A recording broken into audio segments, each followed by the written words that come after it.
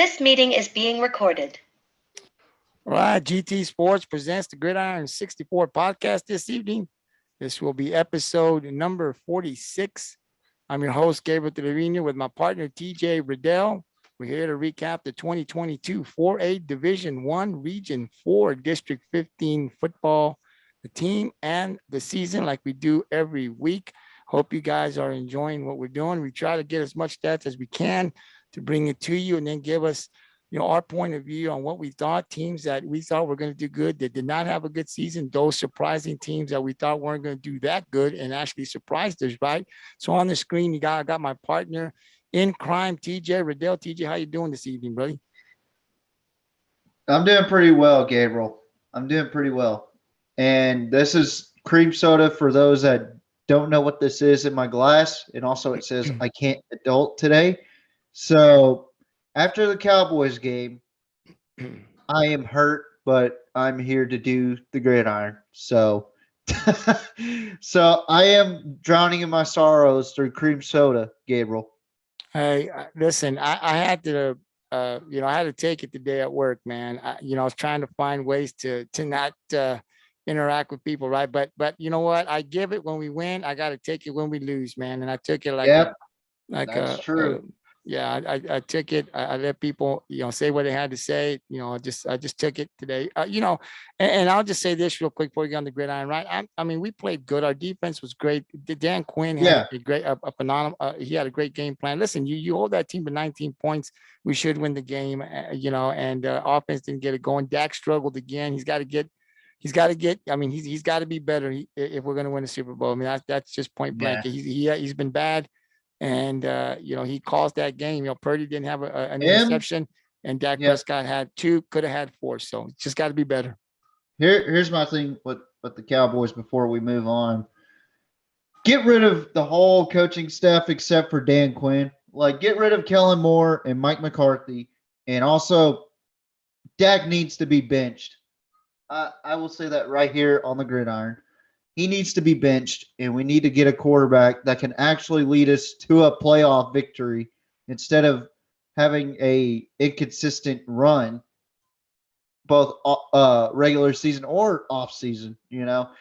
So Dak's been in for 7 seasons. He should know the offense and the defenses that he's running against.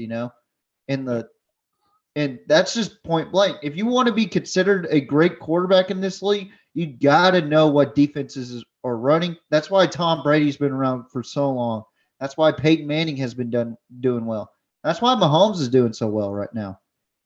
And I'll be honest, Gabriel, this star coming up, Joe Burrow, he's already looking at what read you need to look at for the linebackers and safeties, and that happens within 4 seconds. If Dak can't do that on America's team, then he has no right to start. So that's my thoughts on the Cowboys right now. Well, I've been watching the Cowboys for a long time, and I'll just say this, right? Dak right now in the time that he's been the quarterback for the Cowboys, at best he's been average. At best, they got a long way to go. If it's McCarthy that stays, if it's another coach that comes in, what they've got to do is they got to figure out a way to make Dak better. Because until they do that, whoever does that, the Cowboys will not be going to no Super Bowl in the next 10 years. I can guarantee you. He's got to be a lot better than what he showed. So.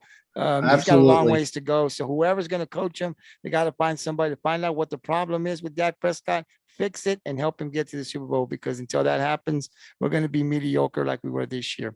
So, Yep. If you want to hear any more of what TJ and I have to do, just listen to our other podcast, man, where we really talk NFL and we'll really unleash, right? We'll unleash and really, unfiltered, and we'll really let you know what we're really feeling, right? So this evening here, though, we do talk. The Gridiron 64 is basically Texas high school football. It is football, but it's Texas high school football. And what TJ and I are doing, preparing into next year, is really looking into the stats, finding out, and just kind of recapping the seasons going down in every district. Here in the Coastal Bend area, there will be some teams that will not be from the Coastal Bend area, but if they were part of the district, we'll go ahead and talk about them as well. So, like I said, tonight we're talking about 6 teams. We'll start off with the district champs in the 4A Division One, District 15, and that was the Lavernia Bears. Yeah. The Vernia Lavernia Bears Bears. totally were 9-3. They were undefeated in district play. TJ, this was a surprise. This team was, because to me, they had a bad season last year. Nobody thought that they would even make the playoffs. They surprised everybody.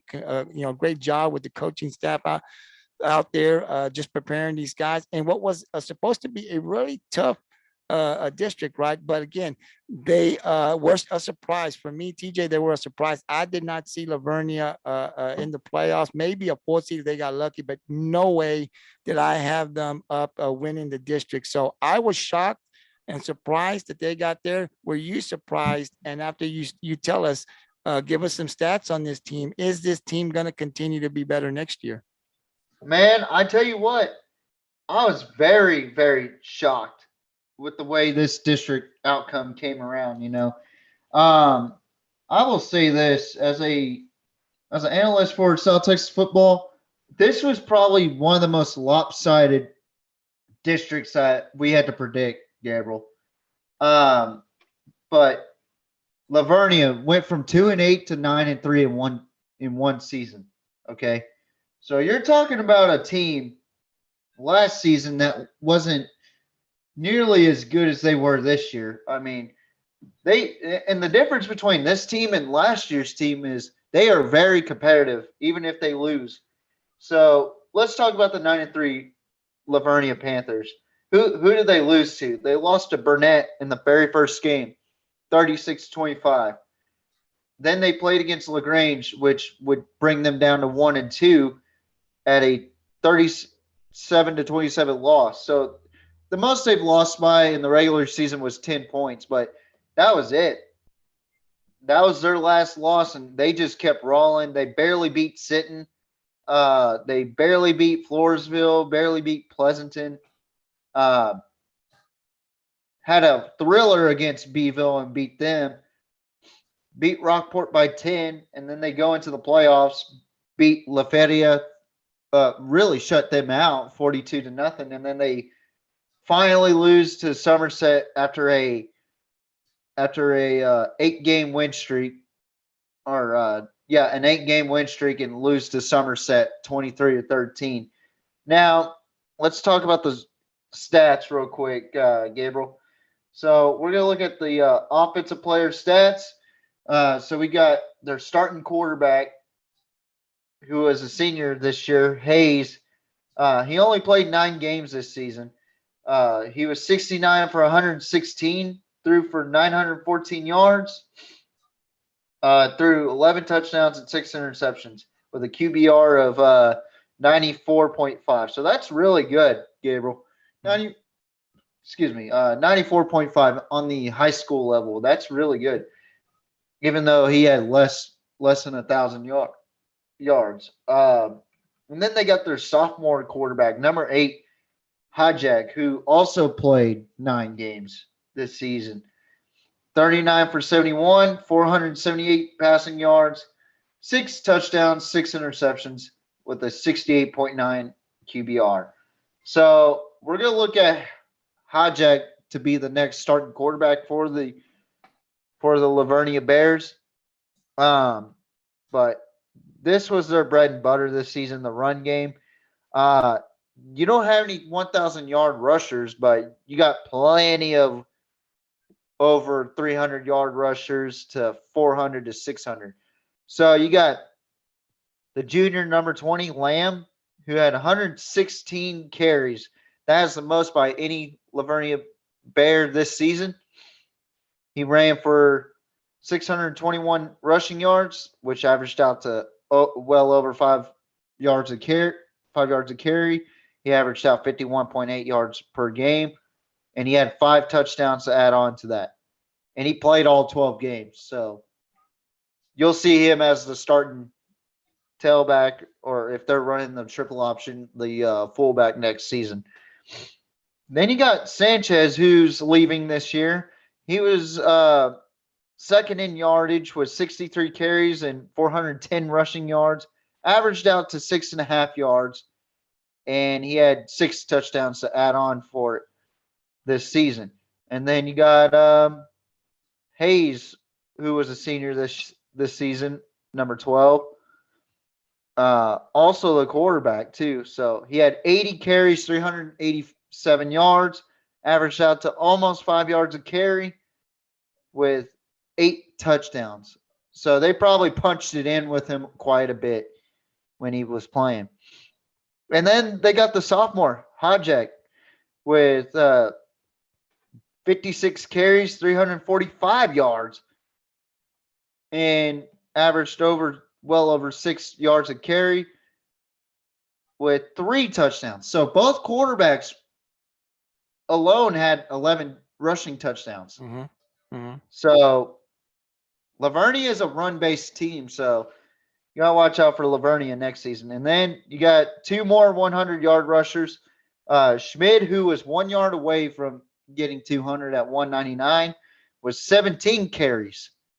That's impressive. He's a junior this season, number 2, 11.7 yards per carry, and he had 1 rushing touchdown. Surprisingly, he only had 1 rushing touchdown. And then you got Casas, who had 23 carries, 165 rushing yards, averaged over 7 yards a carry with 4 touchdowns. And then last one that actually scored a touchdown was a senior. His name was Thompson. He only had 3 carries, 23 total yards, and 1 touchdown. But I'm telling you, Lavernia is reloading this season on the run game with that junior or incoming junior Hajek, you know.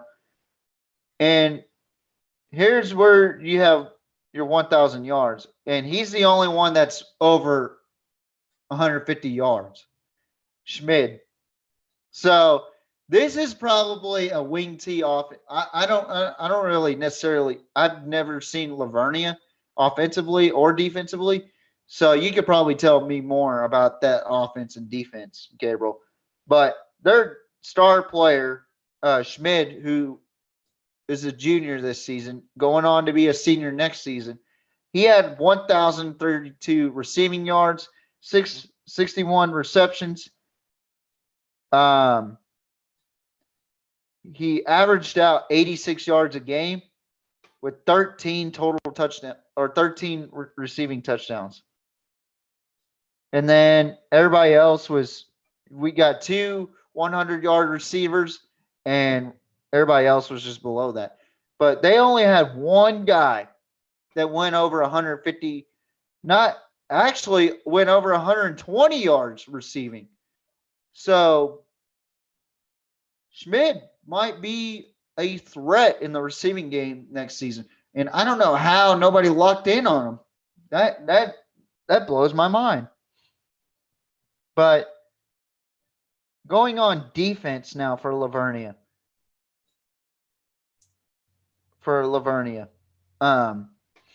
Total tackles. All right. So Thompson. Apparently they don't put assists up for these guys. So we'll just go over the total tackles that they had. Thompson, who is a senior, he's leaving this year. He leads in tackles with 108. Then you got Gates, who's a sophomore, number 4, led the underclassmen in 102 tackles this season. Costas with 99. Williams, who's a sophomore, going to be a junior next season, number 5. He had 93 total tackles. Faubacher, who's going to be a senior next year, 55. He's number 26. Number 21, Campbell. He'll be a senior next year. He's got 53 total tackles. Sanborn. He had 45 total tackles. He'll be a senior next year. Burchett, who is a senior this year. He won't be on the team next year. So he only had 44 total tackles. So let's take a look at sacks. The leader in sacks is the guy that's leaving, Thompson, number 32. He had 9 hurries with 6 sacks. So this kid's aggressive. But he will be missed. The next guy up is Campbell. He had 15 hurries with 3 sacks. So he either disrupted or every once in a while he'll get a sack. Burchett, he's leaving. He had 6 hurries with 2 sacks. Herndon, who's also leaving, he played 7 games. 7 hurries, 1 sack. Williams, who's going to be a junior next season, had 3 hurries with 1 sack. Blodgett, who's leaving, he had 1 sack, no hurries. Sanborn, who's going to be a senior next year, 1 sack, 3 hurries. And Montoya, 1 sack, 3 hurries. And last but not least, Cazares with 7 hurries with 1 sack. So this team gets around 59 hurries with 17 sacks. So that's a lot of numbers, Gabriel. Yes, it is. So one good thing about their secondary is they only got one starter that's actually leaving. And that'll be Strickland, who's a senior.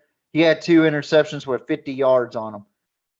But everybody else that played in the secondary this season will be back for Lavernia. So Costas will be back. He had 4. He's the leader in interceptions with 4. Fallbacher, he'll be back with 3. Gates, who's a sophomore this season, going to be a junior this coming up season. He has 1. And Goddard, who's a junior this season, senior next year, he has 1 interception. So Lavernia is losing a little bit, and they're going to have their big senior class coming up next season. So expect them to be on the top of this district next season. I'm really impressed with the way Lavernia has played this season, especially against in that tough district. Quote me if I'm wrong. I got the receipts. In the toughest district in Texas, in my opinion. So, I mean, we're looking at possibly a repeat here, Gabriel, because man, they're only losing like a handful of seniors this season. It looks like, and they're gonna reload with the senior team that's actually gonna be taken off. So. Good luck next season facing Lavernia. Yeah, they were surprising this year, obviously, right? Like I said, if you look at Dave Campbell's magazine, no one was really talking about them. So maybe that just pissed them off, right? And they said, hey, look, we love being like this. I think people will really know who they are next year when they play. But I think some of these teams that didn't fare very good this year are going to get a lot better. Next year, they're going to be a little bit more competitive the second go around. But I think Lavernia is definitely going to be a team that is going to be, wanting to keep that district title. They're not going to give it up too easy. So it's going to be really good when we get into district. Like you said, they've got a lot of guys coming back from a team that went undefeated in district and actually went on an 8-game win streak. So this is a dangerous team with a lot of players coming back. They'll have some experience. We'll see what the young guns have, but definitely going to be a team that you definitely got to look out for these other teams that are in that district. So we'll see how well they do next year. But definitely, if you are a Lavernia Bear fan, you got to be happy for what's coming, what's returning next year with the season that you had this year. Now we'll go over to the second team in the district, the second place team in the district were the Pleasanton Eagles. Overall, they were 500, 6-6, and 3-2 in district play. I watched these guys play. They've got some guys that can score offensively, but they had a stud on that defensive line. I mean, that linebacker that was just everywhere on that field. A tough team. They won enough games to get into the playoffs. I'll turn it over to you to kind of get your thoughts. They were not surprising to me that they made the playoffs. I thought this team was going to be pretty good. I think I had them pick in the playoffs. So I didn't have them as high as second, but I'm not surprised when I saw them play. They had some studs over there, some dogs, like TJ likes to say. So Oh, pass it over to you. Kind of let us know the stats, guys that are coming back, guys that contributed to the 2022 successful season. I think because I know Pleasanton went 6-6. If you look at their record, they don't really look like a team that you would say, man, it's a successful season. But man, you make it into the playoffs, like you say, into a very, very tough district. Where when you get in this district, you don't have a week off really. Lavernia was really good, so you don't really have. You got to come with your A game every week. You can't say, "Oh, this team's not really good," so we can kind of take the night off. Man, every game was critical, and if you saw the way this district ended up, man, teams that were losing at the beginning were able to get into the playoffs. So it was every week was a dogfight. So I'll turn it over to you, man. What do you got as far as stats, and how surprising, TJ, was Pleasanton for you? I can't remember. I'd have to go back and look where you picked them. Don't know if you had them in the playoffs, but were you surprised that this team got as high as second place in this tough district? No, I'm not surprised. I'm actually more disappointed than surprised because they were 9-4 last season, or this past season before this season. They lost 3 games. So they were 3 games better last season than they were against this season. So yeah, they went 9-4 last. Actually, they're 3.5 games better because they went 7-3 in the regular season, won their 2 first rounds, and then they bounced out in the third round in 2021. 2022 season, they went 6-6, which they bounced out in the second round. So yeah, 3.5 games better. I think this was a disappointing season for Pleasanton, but again, they had a really tough schedule on there too. Not to mention they had to play Bernie twice. First game was a blowout. The second game they competed a little better, but still not enough to beat Bernie. But I will say this, Gabriel, they were road dogs. They were road warriors. They didn't like to play home. Apparently, they were 1-4 at home and 4-2 on the road. Yeah.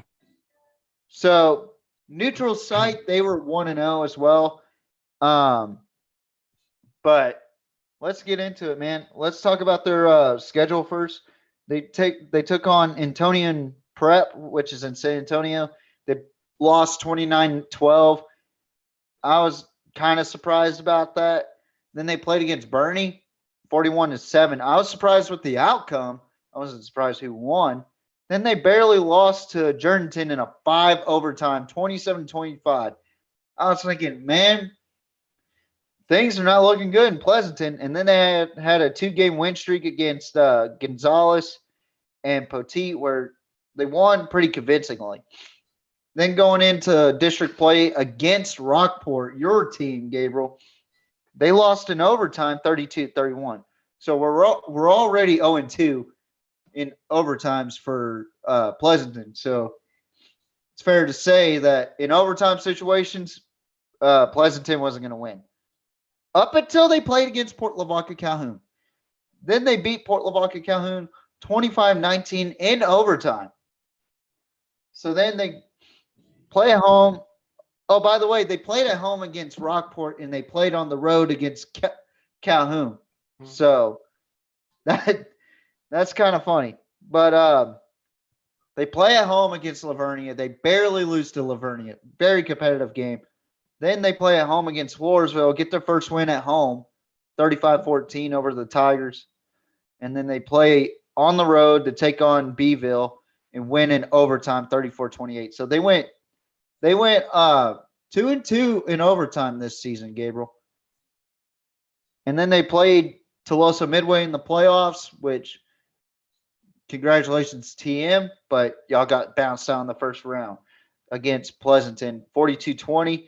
And then they played against Bernie and got spanked again. So was it surprising? No, I thought they would be second in the district, but to say if their season was a success, I don't think it was compared to 2021. I think they played worse compared to 2021. But then again, they had a tougher schedule. Having Bernie on there twice, having Poteet, having all these teams from the San Antonio area on your schedule, you're gonna be playing tough. So we're gonna switch it over to Ramos, who is a senior this year. So, oh boy, here we go. We're gonna already have a position filler right here. So Ramos, who's a senior, number 8 for the Pleasanton Eagles. He threw 191 attempts with 110 completions, which is not bad at all. So 81 incompletions this season. Threw for 1,406 yards. He threw 13 touchdowns with 5 interceptions, 92.5. So not bad. Yeah, that's his QBR, by the way. 92.5. So the run game wasn't necessarily there, but they're still going to lose quite a bit. With Castillo, he's leaving with 100 carries with 493 rushing yards. That is, I don't know. So 493 rushing yards with 5 touchdowns. Ramos, he had 55 carries, 279 rushing yards. That's the quarterback, by the way, with 4 touchdowns. So that's 9 touchdowns, 9 rushing touchdowns. That's going to be gone this season. And 22 total touchdowns already gone. So who's coming back? We got Morales with 11 carries, 52 yards, and no touchdowns this season. Heyman, who had 14 carries and 46 yards with 1 touchdown. So not a whole lot of rushing touchdowns, 10 rushing touchdowns. Yeah. 9 of those are gone. Yeah, they weren't very good. And I don't mean to interrupt, right? But I put some music on, some surround sound in the office, right? And I'm jamming out to some Whitesnake. Man, I haven't heard Whitesnake in a long time. I know you can't hear it. Whitesnake. But I can hear it in the background. Yeah, I got my satellite, the 80s satellite radio on here in the office, and it's hitting the 80s, right? And I said, I'm gonna play some background music while I do. Y'all can't hear it, but I can hear it through here. Yeah. And they were just playing some Whitesnake, and I was like, boy, I hadn't heard that in quite some time, man. And it takes me back, and I said, man, that's good. So as you see me move a little bit, kind of jam a little bit, because I can hear the music in the office. It's making me relax, man. So I just kind of want to throw out there, if you see me move, what's Gabriel doing, man? He's kind of jamming out to the 80s back here. So yeah, please continue, man. But this is real relaxing for me. I found something that can help me relax when I'm doing the podcast. You know, the other thing I was talking about today at work is, I'm gonna start maybe get me some wine. I was reading up that red wine could be a little healthy. 2 glasses could do it for a man. So I may start drinking some wine here when I'm doing some work here on the podcast, kind of help me relax. I gotta find things to help me relax. With all of the sports that we do, right? You gotta find something. So I just thought I'd throw it out there, man. I'm sorry, but man, yeah, Whitesnake, man, that's the bomb right there, Whitesnake, buddy. That's the shit. Well, in my case, I need to start playing some Pantera or Eazy-E and drink some beer or something. Hey, man, I had to find something to relax. But please carry on. I'm sorry for interrupting. No, it was perfect because I need to clear my throat anyway. But so on the receiving end, you got Luna, who's leaving this season. He's number 88, 39 receptions, 623 receiving yards with 6 touchdowns. Hendrickson, if anybody knows this kid, what's his classification? Because it doesn't show senior, junior, or whatever. 17 receptions, 221 receiving yards, 2 touchdowns. Crosskop, he's a senior this season. 17 receptions, 214 receiving yards, 0 touchdowns. Palacios Jr., 16 receptions, 199 receiving yards, and 2 touchdowns. We got Mills, who's under 100 receiving yards, 6 receptions, 62 yards, 2 touchdowns. And then we got Garcia, who's the last guy to have a receiving touchdown. 2 receptions, 19 yards, 1 touchdown. So not a whole lot of going on there, Gabriel, as far as Pleasanton goes. I mean, they do have playmakers, but their playmakers are gone offensively. So defensively, Crosskoff, who is the leader in total tackles and the only one that has even gotten past 50. 47 solo, 61 assists. And then you got Heyman or however you pronounce it, 12 solo tackles, 34 assists, 46 total tackles. And then Laura, who's coming back as well, 17 solo, 22 assists, 39 total. I mean, it just seems like there's only one guy for Pleasanton that is just all around the field. And Crosskop is that guy. Now, who's the leader in sacks? It probably won't surprise me. Oh, it actually did. So Castillo is the man that has come away with 5 sacks this season. And then you got Mills, who has a 1.5 sacks, sharing that with Hemmon with a 0.5 sack. And then you got Ortiz, who's so three out of those 4 are seniors, and it's Castillo, Mills, Ortiz. Ortiz had 1 sack. Hendrickson, I don't know what he is. He is got 1 sack. And then you got Crosskoff, who's also a senior. He's got 1 sack. Hagen, who's a junior, he's got 1 sack. Morales, he's got 1 sack as a sophomore. Now, how many interceptions do these guys have? In total, they got 7. Hemmon, Crosskoff, Acorda, and Palacios. So Hemmon has 2, Crosskoff has 2, Acorda has 2, and Palacios has 1. So Crosskoff, the megastar of Pleasanton, is leaving. Yes.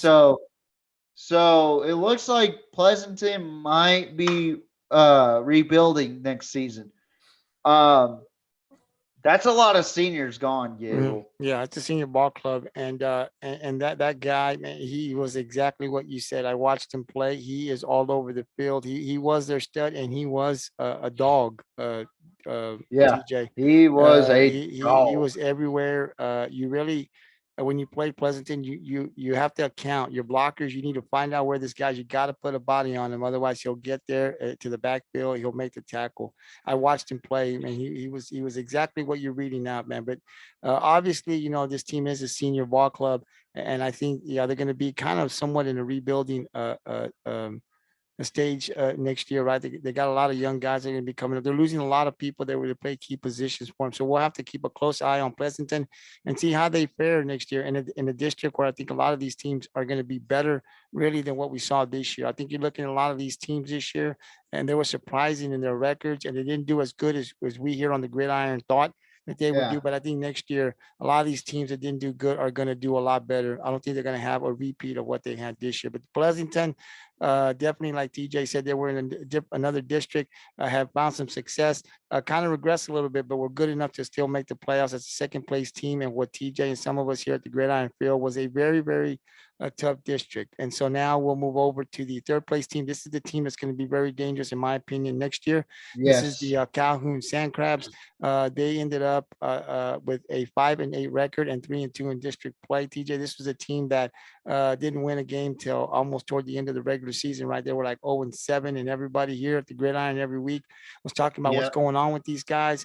And they were able to turn it back around, win a couple of games, get in the playoffs, and then they really made some noise, right, when they beat Alice in that second round to go to the third round. If you really look at this roster, this was a very young team, right? So what they did last year, and with the majority of these guys coming back, this would be the team as when we start in the summer talking about the 2023 season. We're definitely going to be talking about this Port Lavaca Calhoun team because they're going to be coming next year with a lot of their guys returning.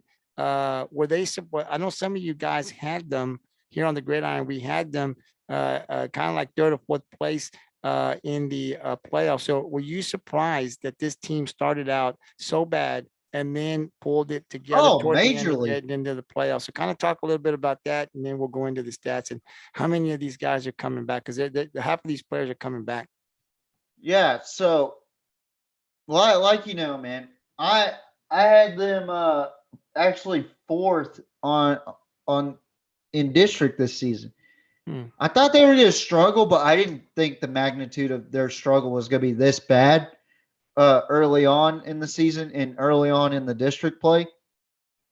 But it was just you could just feel something's happening with Calhoun. Like they're bound to bounce back at some point. And then whenever they played against GP, you're like, okay, they're gonna make something memorable here. They're gonna do something. No, then they go to play against Lavernia. Okay, something's good's gonna happen here. No, that didn't happen. And then they played against Pleasanton. Okay, they're gonna do something here. No. So then they play against Beeville at Beeville, right? And I remember us losing hope in Port Lavaca, just like, man, this is the worst we've seen Calhoun in a long time. I don't know if they're going to be able to beat Beeville. I got the Trojans. Well, they proved us all wrong in that game. And I was like, okay, well, Rockport could beat them. That was they're already thinking about next season. Nope, they beat Rockport. And we're going, what the hell is going on right now? If they win, they're in the playoffs. So then we're all thinking, okay, well, some of us were like, Port Lavaca can win this game. And some of us were like, I don't know. I think they're still thinking about next season. Wrong. They beat Floresville to go into the playoffs. And then they got to play against Alice, where we were like, okay, they're playing against Alice, the second place team in Cow Island's district, and to almost beat Cow Island, by the way. Yeah, they have no chance. Wrong again. They beat Alice 35-26. That's when my hopes turned around for the Sandcrabs. And I honestly am just so impressed with the way they turned that season around. Then they go to place Canyon Lake. I picked Port Lavaca, if I'm not mistaken. They beat Canyon Lake 28-13. Then they play against a very tough Bernie team, which in our hearts we knew that Bernie was going to win, but some of us picked Port Lavaca because we see something special here with Port Lavaca. But Bernie hurt the feelings of Sandcrabs fans all around the world, and Port Lavaca ends up going 5-8 with a shutout loss to Bernie, which they should have no shame after that game. 51-0 against Bernie. I mean, having a season at an 0-7 start to finish out 5-8 is just impressive. I mean, Coach Whitaker deserves a lot of that credit to maturing these young men. And if you got anything else to say, Gabriel, go ahead and say it for Coach Whitaker. No, I mean, I listen. What was interesting to me, I mean, we know what kind of coach he is over there and how well that program is. We saw them go to war with Cal Allen multiple times. We know that they got a ground game. So when we talk, that's why we were so shocked here on the Gridiron. We knew that they were a young team, but just losing week after week, we were like, whoa, wait, nobody saw this coming, right? So it was definitely a surprise. I gotta say, I was surprised. I had them at about third or fourth. So I'm not surprised that they made the playoffs. I had them in my pick into the playoffs. I was really surprised of the season, the way that they started out by losing and then picking it up.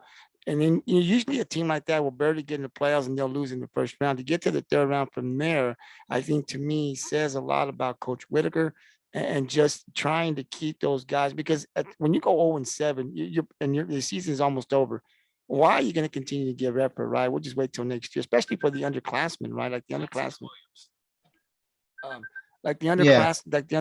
right? So to me, I think that was huge. What he was able to do and how he was able to turn around that program is amazing to me. His assistants, getting those guys to continue to believe. And then with their players, I mean, for the players to continue to work hard, go to practice when things aren't going right, when it's all negative around you, because when you're not winning, things just aren't good, right? I mean, everybody's down. You Yeah. try to keep your spirits up high, but man, you practice all week and then you're losing. So for him to turn that program around, man, it was huge, was big time. I think that this year right here, we know he's a great coach, but this year right here, facing adversity as a head coach, and was really going to tell the tale of just how good you are when you got a young group of guys, right? You're coaching. I mean, and sometimes whether you win or lose, right, doesn't really say you're a good or bad coach. But for him, to be able to turn that program around, to me personally, says a lot about this coach. He's one heck of a coach. And I think next year, TJ, this is going to be a team that you better watch out for. We talked about Yes. Vernia, but this is going to be even a more dangerous team next year in this district. Yeah, we're possibly talking about a top 2 team in the district right now, heading in. So we'll have Now, I'm not willing to make a pick now. We'll do that, but I'm just telling you, they're definitely going to Yeah. be up high for me next year, and I'll let you guys for know sure. in months The where they'll be. expectations, the expectation level is way up there right now. But let's go ahead and talk about the stats real quick before we move along to our 4th place team. So Port Lavaca, they're not known to throw the ball at all. So I'm just going to go ahead and give the stats real quick. Parker and Compost both completed 8 passes each with 24 attempts each. Parker with 238 passing yards. He's a sophomore. Compost with 149 passing yards. And Compost threw 2 touchdowns with 3 interceptions, while Parker was more efficient with 4 touchdowns and 0 interceptions. So he gets the praise of not throwing a pick. So his QBR was 110.8, and then you got Compost who had 43.9. But let's look into what Port Lavaca is known for, okay? The run game. So Compost, he's a junior coming back. 218 carries, 1,010 yards rushing, averaging out 4.6 yards a carry. And he has had 7 touchdowns this season. Then you look over to number 6, Hensley, who had 91 carries, 856 rushing yards, averaging out almost 9.5 yards rushing, averaging 65.8 yards a game. And he had 8 touchdowns in his arsenal.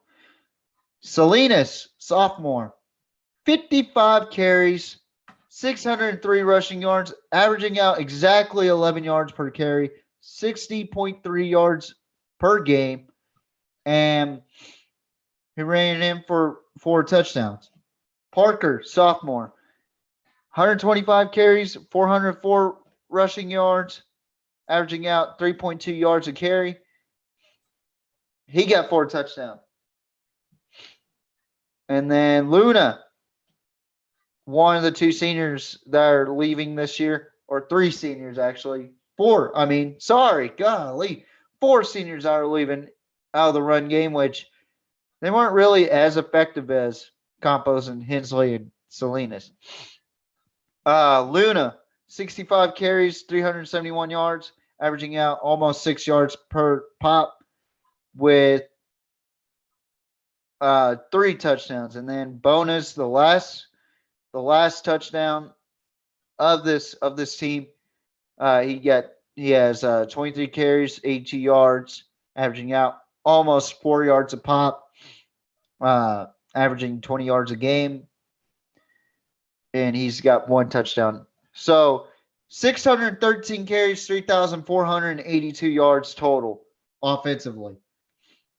I don't think I really need to get into the receiving except for Hensley and Salinas. 2 incredible young men. Hensley had 8 receptions all year with 200 yards, and he's got 4 touchdowns. And Salinas has got 2 touchdowns this season with 124 yards and 4 receptions. So let's take a look at another thing that Calhoun's really known about. Their defense, Gabriel. How many times have we talked about Port Lavaca's defense in recent memory? Yeah, no, they've been great. Like I said, I thought this year, for me, it was a disappointing season at the Yeah. beginning because of the losses and the record, right? I thought they'd be better, but I had been hearing around that this team was young, and they weren't going to be as dominant as what we had seen before, but they were looking to get a lot better now. Yeah, the thing I didn't realize is when I went to the game down there and to watch them, that was the one game that I went to go watch this year. I talked to a guy that's out there that films their games, right? They Yeah. call the Wave.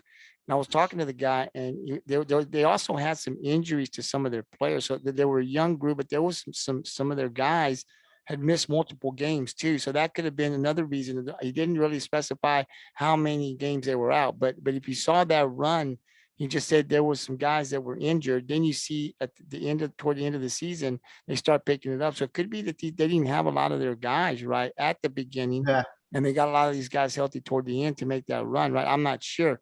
I will say this though: this team is very young, and they're going to be very dangerous next year. A lot of these guys, with the success that they have, they can really build on that toward the end of the season to start the 2023 season. And then here's the deal, TJ.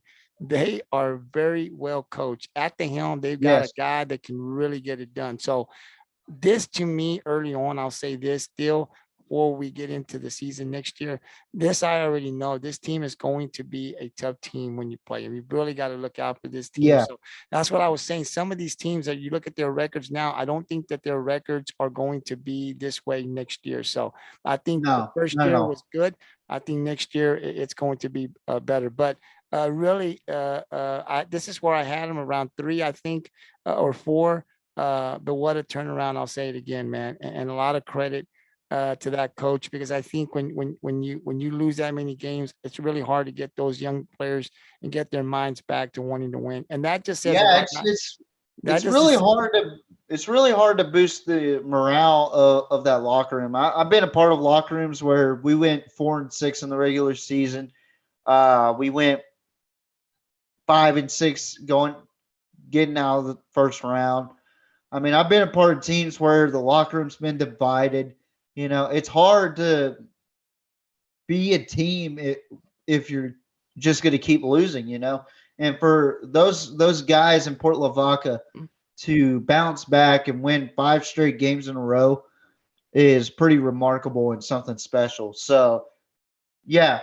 no, it So is. It's very this remarkable. team is going to be something special next year. It's Just yeah, watch. it's real remarkable, and not only that, but it also says a lot about those senior players, right? Because you got these younger guys, right? You got, I mean, Whitaker can only do so much, right, Coach Whitaker. So you got to depend on your captains and stuff. So I don't know how they did it out there, but they turned that season around. Every time you see something like that, you got to give credit to the coaches, the Yeah. head man, and his assistants. They got a great program out there in Port Lavaca. Now we'll go over to the 4th place team. This was the team. This was surprising to me. I didn't have these guys here to go in 4th place in my pick. Were the Beeville Trojans. They ended up with an overall record of 5-6, 2-3 in district play. Listen, I was surprised that they fell that way. I had them in the playoffs, but not as a number 4, I don't believe. So the fact that they dropped in some of the games that they lost was really surprising to me. So I'll just say that. I'll throw it over to you and just kind of check out. That's fine, and see. But I was really surprised to see Beeville at 4. I thought that they would be one of the 2 top seeds, especially after the way this team played last year. They were coming into this district. A lot of people will say, "Hey, man, it's an easier district than they were in last year," because the district last year they had Miller and they had Cal Allen. And they still made the True. playoffs. So going from those 2 offenses, right, and the physicality that Cal Allen plays with, and the speed that Miller has coming into this district, I just thought they would fare a lot better. So Yeah. the fact that they were a 4th place team, great that they got in the playoffs. I did have them in the playoffs, but I thought that they would be a little higher. So I was a little surprised. I will say this about Coach Sosa, though. I think that Beeville has made a great pick since he's been there, and it's not going to take too long before he picks it up. I mean, he's got into the playoffs last year. They were real close to getting into the third round. And that second, they lost by a point to Pleasanton last year. So this team is progressively getting better. Now, I saw some of their numbers. I don't know how many seniors are losing, who they got coming back. Once we figure all that out, or once I hear you talk about all this stuff, it'll help me out. But definitely a little shocked, but that they were the fourth place team, but nevertheless they got in. So I'll ask you: were you shocked that this team was that Beeville went in as the fourth place team? I actually had them as my fifth team. I thought Floresville would sneak into the playoffs as a third seed, but I thought Beeville would be fifth this season. But they started off strong with 2 or 3 big wins. One over Sinton, who ended up being a district champion. Orange Grove, who ended up being third in that same district, which we'll talk about that later on. Bishop, who is one of those teams that it's kind of hard to prepare for, but they won convincingly. But they had a 2-game losing streak to Somerset in that weird game against Cuero where they were up, or they were down 28 to 21, or they were up 28 to 21 against Cuero. And then all of a sudden, Cuero just exploded. So I still don't have any idea what happened in that game. And then they won 2 straight in district to make it 2-0 for them. And then they lost 3 straight to Calhoun, Vernia, and Pleasanton. And then they got beat by their former district rivals, Calhoun. So, I mean, it was a disappointing 4-game losing stretch at the end, but I gotta say, I'm not surprised with the way their season went, but I'm also not surprised they snuck into the playoffs either. So, I mean, this game or this team right here, they look good.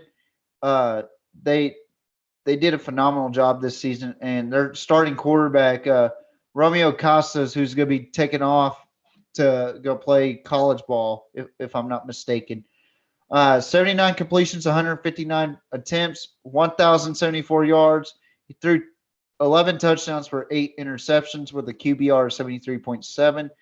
But you got to look for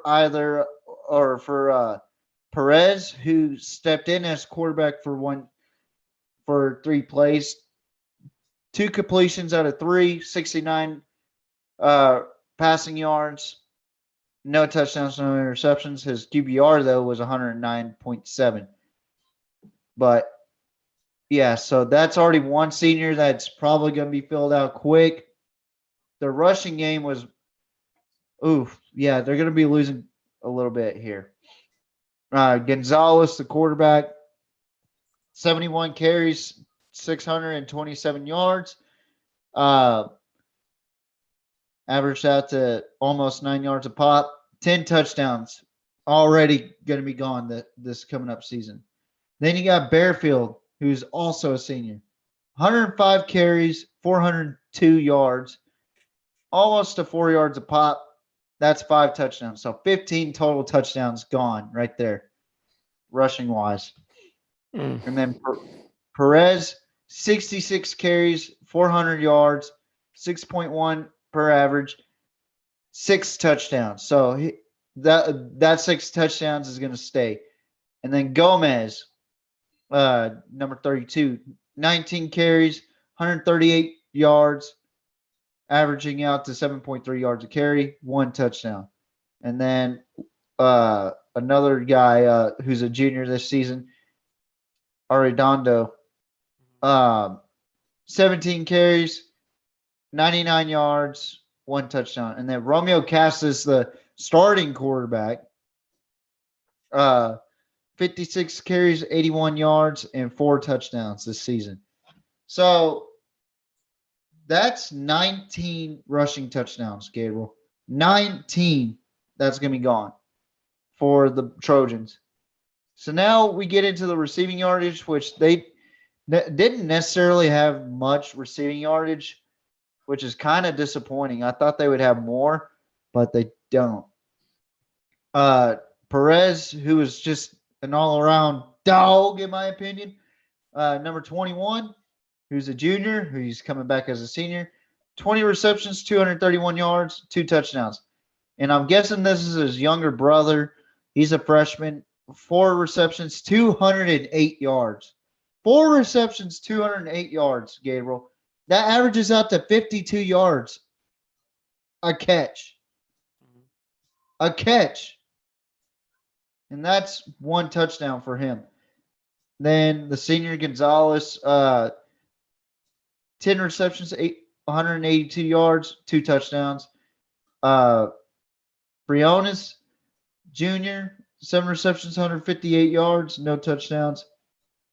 Gomez, he's actually following me on Twitter. Gomez, number 6. He had 10 receptions, 116 receiving yards, 2 touchdowns. Fairfield, senior, 12 receptions, 85 yards, 1 touchdown. And then Braco, 4 receptions, 76 yards, 1 touchdown. And then as we get closer to the lower yardage, we got Romeo Casas, who also played a little bit of wide receiver this season. 2 receptions, 58 yards, no touchdowns. And last but not least, DeLeon, 2 receptions, 38 yards, 1 touchdown. Or actually, 1 more. Arroyos, who's a junior this season. DeLeon is a junior this season too. 4 receptions, 37 yards, 1 touchdown. So they got a lot they're losing a lot and they're bringing in a lot. But the problem is that one key spot, Gabriel. What's that one key spot? Quarterback. They need a quarterback this season. And I mean, they're losing their top 2 rushers right there too. So quarterback and running back is a must. Now, total tackles, Braco, Espinoza, they're the top 2 underclassmen in on the defense with 81 total tackles for Braco and Espinoza with 57. He's a sophomore this season. Mm-hmm. Now, Corpus, not the city Corpus, number 3, he's a senior with 54. Perez, he's the junior, that dog from Beeville. He's a junior, 44 total tackles. Hughes, he's a senior, 36. Arroyos, junior, 34 total tackles. Gonzalez, he's a senior, 31 total tackles. And then the young freshman, Perez, the younger brother of Perez, that dog Perez, he has 26 total tackles. So defensively, they're not losing a whole lot, Gabriel, is what it looks like to me. And then on the sacks list, we got Espinoza, the sophomore, with 4 sacks this season with 4 hurries. So every time he hurried, he got a sack. Braco, the junior, 3 sacks with 6 hurries. Foster, 2 sacks with 1 hurry. Corpus, 2 sacks and 4 hurries.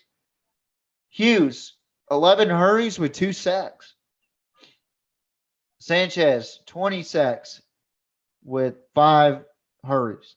So the only one, or the only 2 I see is Corpus and Hughes. They're going to be leaving that elite pass rush. And then you got Surate, who's a sophomore. He's got 1 sack out of 3 hurries. Sustiata, I hope that's right. 1 sack out of 7 hurries. Munoz, 1 sack for 3 hurries. And then you got that dog, Perez, with 1 sack and 1 hurry, who's coming back. So defensively, they aren't losing a whole lot. And that young lion, Perez, number 40, has had 5 interceptions. Leads the team in interceptions, Gabriel. But they are going to miss DeLeon and Gonzalez, which Gonzalez has 2, DeLeon has 1. But they have Braco and that dog from Beeville, Perez, number 21, who has an interception. And then Briones, junior as well this season. He'll be a senior next year with 1 interception. So they're not losing a whole lot defensively, thank goodness for Beeville. But offensively, they got to fill in those 2 voids, which is running back and quarterback. Well, this is the thing. I mean, you need a defense. You're going to need a defense in this district for sure to keep in the game. Yes. So it seems like Beeville is going to have a lot of the returners coming back. So that's going to definitely help them to keep them in games because you got to have games, right? You got to be close to be able to strike. So it seems like that defense, they have something working for them. We'll see what Sosa cooks up there in Beeville. I mean, they got some young guns down there. You never know. Sosa's a great coach. His son, I believe, is the offensive coordinator out there. So I'm sure he's working on what's coming ahead. So Beeville will be interesting to see next year, but definitely you're hearing it here first. A lot of those guys from defense will be back. So hopefully that will keep Beeville in a lot of these games that hopefully they can find some of these guys to fill in the spots where they need to continue to roll with those touchdowns. So this is a way too early prediction. I think Beeville's going to have one of the top 2 defenses in this district this season. I think their defense is going to be a stout defense to take on. I think the best defense overall might be Port Lavaca Calhoun. We'll see. This district will be very interesting to see next year. We paid close attention. Of course, the Pirates Cove, that they'll be on this district from start to end because Rockport is in that district. So the crew over there that I have on the Pirates Cove, Walker, Zavala, and those guys, Rick and Johnny, they're going to be on this. So if you really want to pay attention to this district, tune in to the Pirates Cove because they'll be all over. They'll be live streaming and they'll be talking on the Pirates Cove about the Pirates, but they'll also be talking. Johnny will be talking about the district and what's going on there. So if you're really interested in this district, definitely tune into the Pirates Cove as they'll be really keeping a close eye on this district. Now, the 2 teams that did not make the playoffs we'll go to the number 5 team here, the Floresville Tigers. They were 4-6 overall, 1-4 in district play. Not really surprising. They were pretty good last year with their record, but coming into this district, I read up a little bit on them. I wasn't surprised. I didn't have them in making the playoffs. So these guys sitting at number 5 for me was no surprise. I had them, I think, at 5 or 6. So no surprise for me. I'll ask you, were you surprised that they did not make the playoffs and they were in the 5th spot? And then we'll get into their stats. Man, this was probably one of the 2 surprises, and both of them weren't in the playoffs for me as far as not making it to the playoffs. Did I think they were going to struggle in this district? Absolutely. I thought everybody was going to struggle in this district because this district, like I quoted, was the toughest district in the state of Texas. But they had a very good start with a 2-0 start, and then they got manhandled by the Somerset Bulldogs.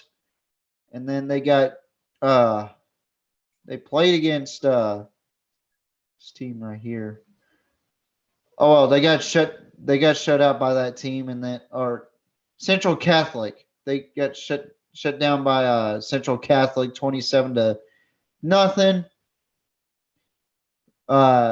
And then after that, they played against, goodness gracious, they got acronyms, but they beat that team. And then they went on to face Beeville and Lavernia, lost 2 straight. And then they beat Rockport somehow. They beat them 35-21 at home, which I heard a lot of Rockport fans weren't too happy, Gabriel, about this game. Right. You could probably tell it on here in a little bit.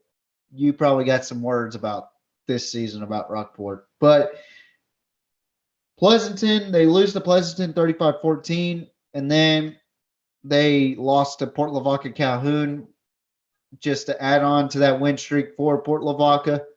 35-13, and that would finish their season at 4-6 and 1-4. The stats, though, this is where we need to take a gander at this team. Okay. So it looks like they got juniors at quarterback, but they didn't really throw the ball very much for Floresville. You would think with a team like Floresville, you would think they would throw the ball a lot more. But Ariano, the junior, he threw 103 attempts with 53 completions.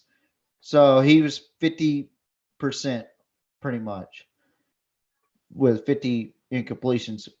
He threw 660 yards, 4 touchdowns, 3 interceptions. Okay. And then you got your backup quarterback, LaFleur, which I don't know if he's a junior or sophomore or whatever. It doesn't show on here.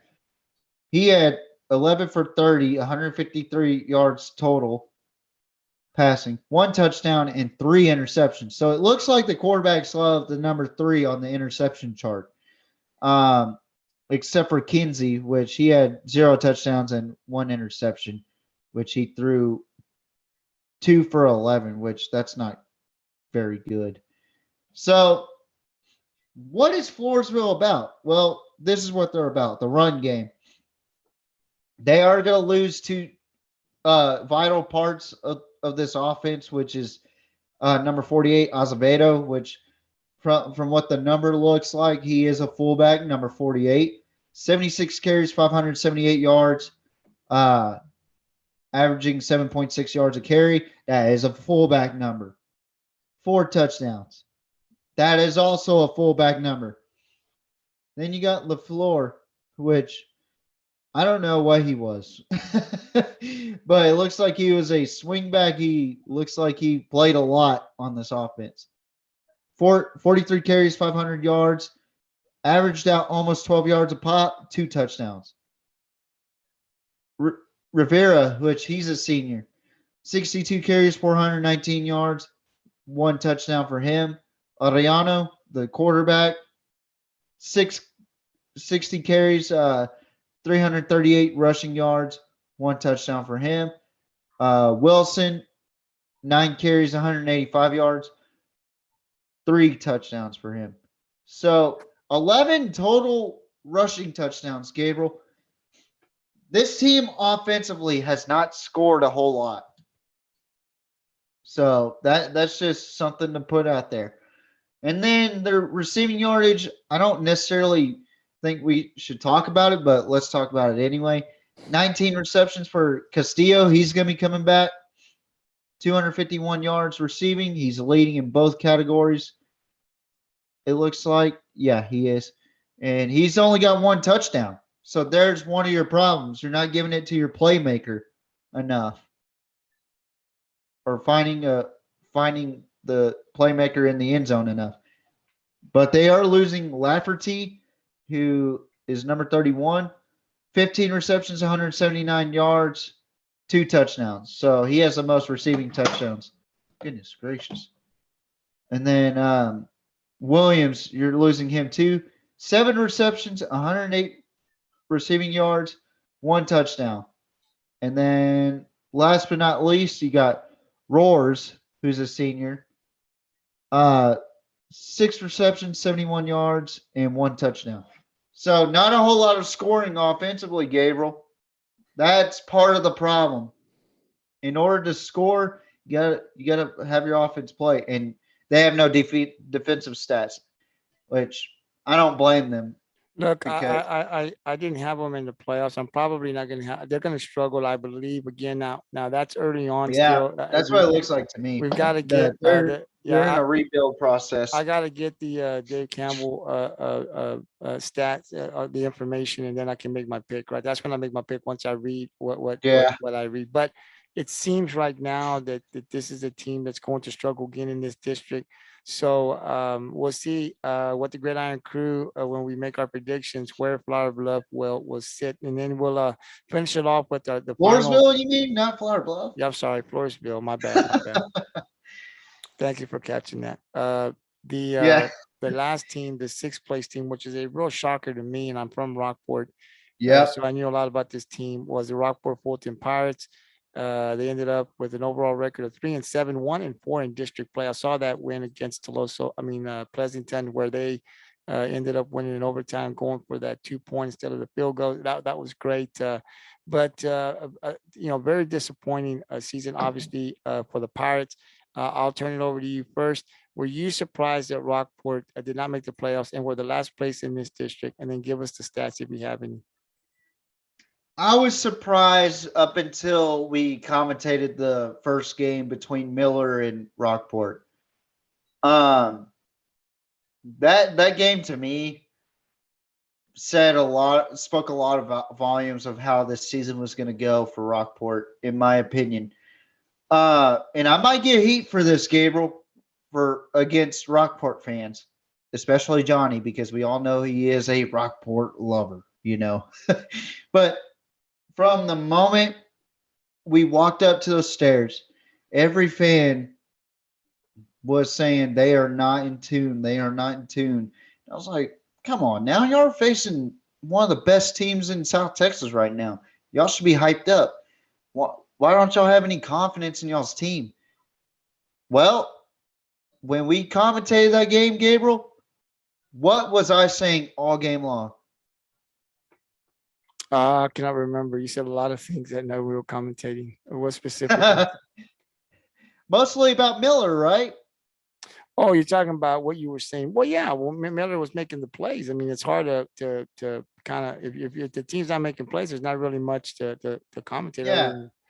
And one of the biggest problems I saw on that field was your quarterback, Ace Seibert, was guarding against what I said the best wide receiver in the state of Texas.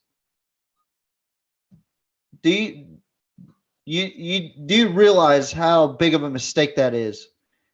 I mean, if we really look back at it, I guarantee you Lonnie Atkinson had well over 150 yards in that game alone against Ace Seibert and whoever else was guarding him. It just seemed like everybody was outmatched, and once that 21-0 score was on the board, it just seemed like that team gave up. That's what it looked like to me. And we were talking about that, Gabriel, and it just seemed like they gave up. And then they played against Sinton. First half, both teams looked sloppy, and then Sinton came in an uproar with a 44-27 victory against your Rockport Pirates. And then there's my Ingleside Mustangs. Apparently, we couldn't get over the hump against Rockport. It was a fantastic game to watch, but a very disappointing game for Ingleside, in my opinion. I thought Ingleside would have had a better chance in this game, but it was just a sloppy gameplay by Ingleside. But great win that game. And then they beat Orange Grove 20-13. Things were looking good for Rockport. 2-2 going into Flower Bluff, a struggling Flower Bluff. Well, Flower Bluff, that's when they turned their we talked about it here on the Gridiron. That's when they hit their stride. That's when they hit, you know what? We need to get going. Flower Bluff, 38-13. They won that game. Then you had that fantastic overtime victory over Pleasanton, which I think that was y'all's best game this season. And then I don't know what happened. 42-32 against Beeville, 35-21 against Floresville, 31-10 against Port Lavaca Calhoun, and then 24-14 against Vernia. I can honestly say from an outsider's perspective, looking into Rockport, that this was not the 2021 team that we saw. This is not the same mentality. When I say that, it's not the same mentality as they put into 2021. Yeah, y'all lost a lot of seniors, but that mentality should have been shifted over to the seniors this year. And it looked like to me, as an outsider perspective, and you know how critical I am about stuff like this, Gabriel. Mm-hmm. It looked like to me it didn't translate into the 2022 season. It looked like, it's whatever. We're in a tough district. You know, the district that we were in last season was, or the last 2 seasons was easier. Let's just push that out of the way. It just felt like that. The energy, the vibe just felt like that. I want to get your thoughts on it before I go over stats real quick. How do you feel about that? Oh, I felt disappointed and surprised. I mean, I didn't see this type of performance. We're accustomed here in the last 8 years, 7 years to making the Yeah. playoffs and winning games. We've been shipped from 4A Division One to 4A Division Two. We've competed very well in both. So I was shocked that Rockport didn't make the playoffs. I was shocked that we finished last in the district. I mean, it's all shocking to me the way it happened.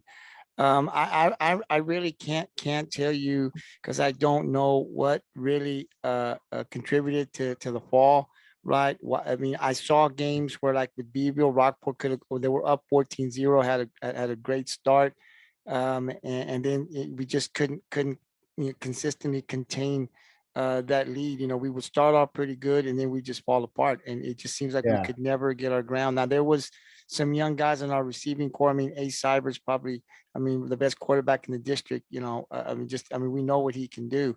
But he had some young receivers. His top receiver that everybody was talking about got hurt in that week 2 against Sinton. There was some new guys on that receiving core. So you're talking about running routes, understanding what the defense is throwing at you. And so I think there was a lot of mix up there with the pass. Devin Phillips was the workload. This guy can do it all. He can run the ball, and not a very big guy, but man, I'm telling you, he plays like he's over 6 foot. I mean, so he was Yeah. actually the guy that was a workload that could catch the ball from the backfield, run the ball. But when defenses are queuing up on you, there's only so much you can do. Caden Kennedy was another guy back there. Those two Yeah. guys were the workload. But outside of that, the offense really struggled. I mean, it just struggled every game, and hopefully we'll be able to fix that. Ace is coming back for his senior year, so here myself personally, I'll speak for myself. I'm expecting a big year from Ace. I'm expecting him to turn it around and really have a performance that I think he can. So coming back to senior, I'm sure he was disappointed with the way the season went. So I'm assuming that he's gonna be ready to go. They'll lose Devin Phillips. They'll lose Caden Kennedy. So there'll be some young Yeah. guys there in the backfield. Jordy Gibson will be back. Hopefully he'll be healthy. He'll be a big part of what we do in the pass game. Hopefully he can stay healthy with some of these other guys that are coming. Defensively, we were really, really young. Coach Robbins, the defensive coordinator, had some young guys. Lost a whole linebacking crew last year. Yeah. Linebacking guys that were getting after you. So when Not just any linebacking crew. It was a utterly outstanding linebacking crew. they were great, and those guys have been playing together since youth football. So we're not talking Yeah. about high school. These guys knew each other very well. They had played with each other, against each other, probably when they were younger. So when you lose that line of crew, it is hard to replace those guys. They were a huge. You talked about the 21, the last year's season, right? And you talk, those guys were a big part. I mean, they were all over the field wreaking havoc on offenses. So, coming Yeah. in, there was some new guys. The secondary was a little young as well. You saw a lot of guys having to go both ways. You talk about Ace having to go defensively. Well, when you got to try to put your best guy out there to cover their best player, right? That happened to be Ace Cyber. So a lot of our guys had to go both ways. If you really look at Rockport, it's not something that the coaching staff does a lot of. Now you'll see some of these tailbacks, some offensive guys play defense every now and then on the big like third downs and stuff. But to see these guys play consistently offense and defense the way they did this year is not something that Rockport you had seen in the past. So that was another thing. I think Yeah. moving forward, though, there'll be a lot of those guys on defense that play deep that will be back next year. So I think that'll be a plus for us. We'll need that defense to be a lot better with these teams, these offenses that Rockport will face next year. And hopefully, the offense will pick up. But definitely a surprise for me that we fell to the final spot in this district and not making the playoffs. It's the first time we didn't make the playoffs in quite some time. So hopefully that will be a motivation, TJ, for these guys Yeah. in the off season to really work hard. And you don't want that to happen again. But I expect this team to perform a lot better next year. I don't think that we will have the same type of performance next year that we had this year. You never know; it'll be a tough district, but I look for Yeah, Rockport for to sure. rebound in a big way and contend for that district title. We shall see what happens, though. To me, the problem was that, for one, y'all were very undermanned too, like heavily with injuries already heading into week one. Y'all are very undermanned, especially going up against a school like Miller, who has the option to do Jaden. They could play either quarterback, and it's insane to look at one school and they can be interchangeable at quarterback, and then you got another school that has their quarterback that plays both sides. That reminds me of the Refugio Mark game that I went and watched a couple years back at Refugio. Refugio ended up winning that game, but Mark could have won that game so easily. So easily. But that's besides the fact. The fact was, for me, it just seems like the mentality of winning did not translate into this season. I don't know what happened. I don't know what happened in the locker room. That's none of my business. But I felt like a lot of injuries took a toll on Rockport, and the confidence level from the very beginning to the end was always down here. It seemed like every game.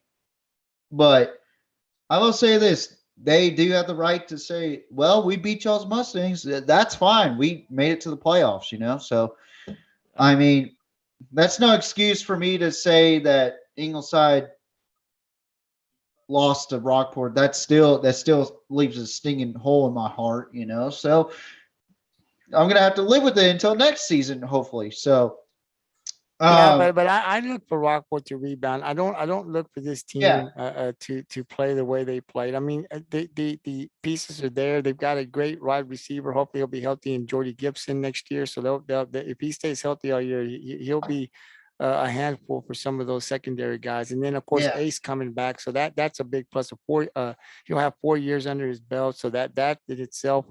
Rockport can easily turn it around. Like I said, they'll have some pieces back. The running backs. They had Garcia. I love the way he runs. So they'll have some new pieces there, but they still Yeah. got some guys defensively. They'll have a lot of those guys coming back. Linebacker. I saw a couple of guys. Noah Jones will be back on that big D line. So they have some pieces coming back for that defense that I think they'll play a lot better than they did next year. At least that's what I hope. But yeah, definitely Yeah, no for sure. surprise. Mhm. So let's go ahead and hit up stats before we get off here. So Ace Seibert, 72 completions out of 186 attempts with 1,228 passing yards, 10 touchdowns, and 8 interceptions. So one thing Ace has to clean up is his interceptions. Take for granted he did play against a very good secondary against Miller and Flower Bluff, and I do think that Ace has the potential of being a very good quarterback in this district and down here. But one thing he has to clean up is being mature in the pocket. That's one thing that really scares me about Ace is he hasn't really, like, the one difference between Aiden Jacobson and Ace Seibert. Aiden Jacobson can stay in the pocket and throw a beautiful pass. Ace Seibert, he's a heck of a quarterback, but he has a lot of trouble in the pocket and also running or throwing the run. So if he wants to get bigger numbers like Aiden Jacobson, he needs to clean up the turnovers. He needs to see what other options are open, because at the end of the day, you're not going to win games with 10 touchdowns and 8 interceptions. So I'll say this real quick about Ace. I've seen that guy on the run, TJ. yeah, I've seen him throw on the run. I've seen him throw 30 yards and hit that guy straight in the numbers, man. So yeah, There's times he But don't. it was I've just seen I've seen this guy do things that I hadn't seen nobody else in this around the Coastal Bend area right. go like this guy can. I'm telling you, I watched every game. He does sometimes, but I've seen that guy make some throws that I ain't seen anybody else around this area throw, man. I mean, you got to give Yeah. him his props. I mean, you're gonna No, say, no, okay, no, but no. I gotta say what I saw, man. He has done some stuff that's unbelievable. Yeah. But I will say this though. He I think he'll turn it around next season. I really do. But you cannot win games with 10 touchdowns and 8 interceptions at the end of the day. You gotta have more touchdowns. You gotta have less interceptions. That's the end of the story with that, you know. Well, But he had a lot of drop passes. I don't know if the stats will and show, but and he threw and a that's lot of another thing I'm gonna yeah, bring up yeah. too. Those receivers through that, they catch those balls that are there, man. It's a different Yeah. story. So Yeah, that's another thing I that's a wanted to team bring up sport. too. That's a team sport. It's not an So individual sport. yeah. No, trust me, I get that. That's just like the whole Dak Prescott thing. It's not just Dak, it's also the play calling, it's also the receivers, you know. It's that situation, you know. But let's go ahead and talk about the rushing stats real quick before we get into the drop passes and receiving yardage and whatnot. But I will say this: Caden Kennedy, he is a senior, and Devin Phillips. I call Devin Phillips the workhorse of Rockport for a reason, and I'll explain why here in a little bit. Caden Kennedy with 80 carries, 506 rushing yards, 2 touchdowns with an average of 6.3 rushing yards. Devin Phillips, 94 carries, 453 yards, almost to 5 yards per pop, 5 touchdowns. Okay. And then Garcia, who's going to be a senior next year with Ace Seibert, 47 carries, 260 rushing yards, averaging out 5.5 yards a carry with 1 touchdown. And then Ace Seibert, 74 carries, 259 rushing yards. Or actually, he's got 6 rushing touchdowns, and Garcia's got 2. And then one senior that we haven't really heard from is Chitterath, 15 carries, 24 yards, averaging just below two yards per pop. He's got 1 touchdown. So the rushing game, they're going to miss Kennedy and Phillips.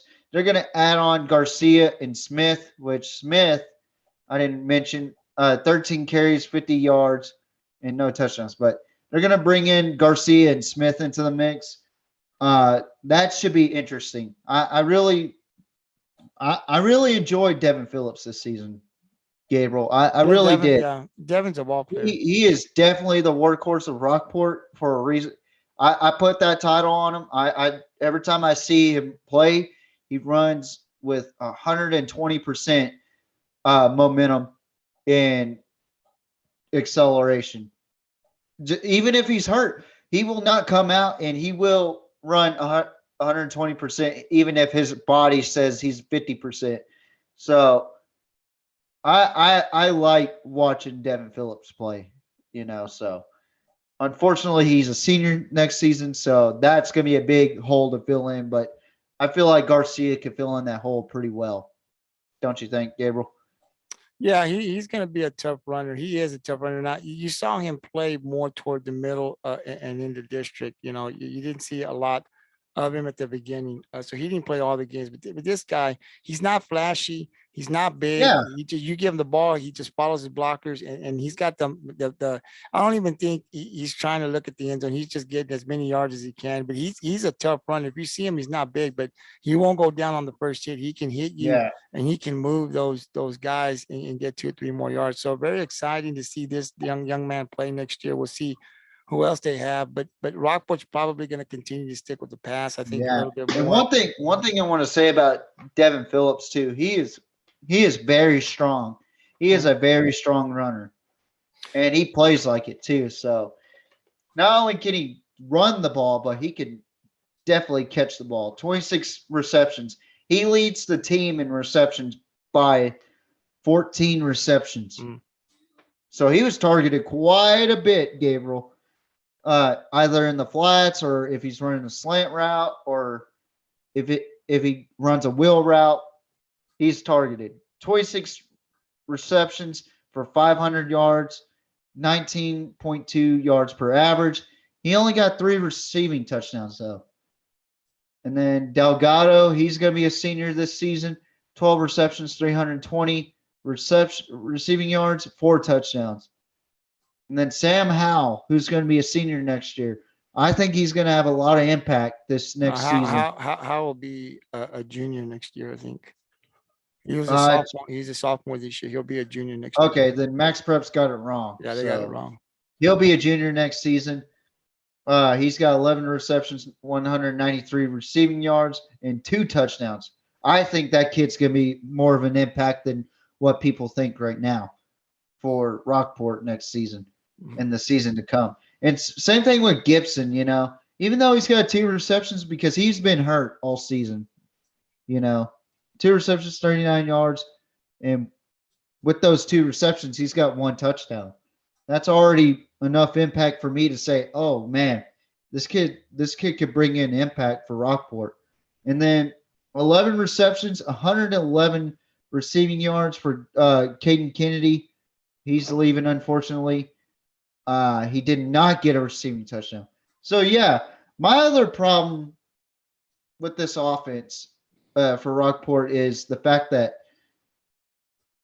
half of it is kind of on Ace. The other half is with the receivers dropping passes. That's another part of what's going on with this Rockport offense, receiving wise.